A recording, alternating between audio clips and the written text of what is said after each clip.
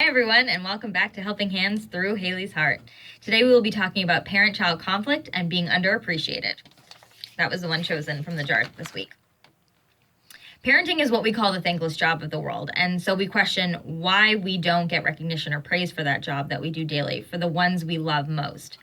Today we will take a very brief look at some things we can consider while raising the next generation, as I hear this a lot in my practice when talking to parents of all ages.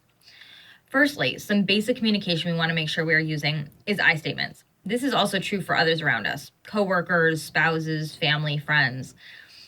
At the end of the day, we are people pleasers, and our children act just the same. But if we're communicating to them using a lot of you statements, they're not going to listen and going to begin to get defensive just as we would. So I encourage you all to practice your I statements as much as you can, because there is a trick to it. I will give you all some examples. It could be, I would really appreciate if you pick up your toys, instead of the reverse, which would be, you need to pick up your toys, or why didn't you pick up your toys? Research shows that children tend to act a lot differently with the open-ended questions. Another thing to consider is how much we are what's called helicoptering. We want our children to be able to grow and learn and be able to feel safe and trust their own judgments as they get older.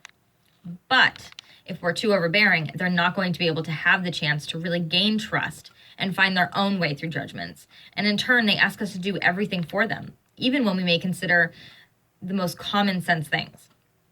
We end up doing most of the work in these relationships when it really should be a two-way street as children start to get older. We will always be there for our children and want to nurture them always, but it's also good to know when it is time to let go just a little and make them feel safe, assured, independent, and confident, because that's the end goal. This will certainly create a space for them to thrive. So for recap, we ask ourselves all the time, how come my child doesn't appreciate me? Well, if we've always done the task, such as laundry or dishes for them always, if you ask them to do laundry or dishes now for the first time, they're going to look at you with 5 heads and go, why? And feeling very uncertain on if they can even do it correctly. In fact, they probably won't do it at all. So it really starts with the little things by giving your children the opportunity to grow and build that self-esteem now. Maybe allowing them to go to that sleepover that we haven't felt comfortable before to do as parents and a little bit worried, but it makes all the difference. Maybe attempting a new safe activity or a chore around the house. It does start small, but it makes a positive difference for both the child and the parent. My monthly book recommendation is Love and Respect in the Family by Dr. Emerson Eggerichs. It pays attention to the roles of each child-to-parent relationship, so make sure to check it out. Also, stay tuned as my next informative video will be posted December 4th.